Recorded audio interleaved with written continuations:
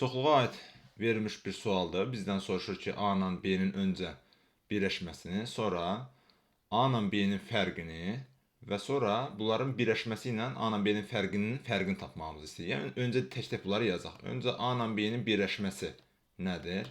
A-da və B-də olan ortaq və birində digərində olmayan elementləri götürür. Yəni məsələn A-da 2 var, B-də də 2 var, bunu da götürürük.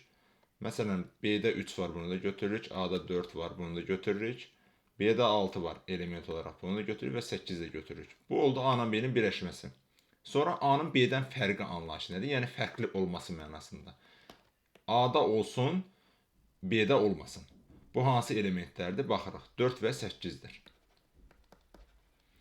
Sonra bizdən yenidən A ilə B-nin birləşməsinin A və B-dən fərqini soruşur bizdən. Yəni A ilə B-nin birləşməsində olsun, A-nın B-dən fərqindən olanda isə olmasın. Bunlar da hansı elementlərdir? Baxırıq. Deməli 3-dür, 6-dır və 2-dir. Doğru cavab da onda olmuş olur 2, 3, 6. A variantı.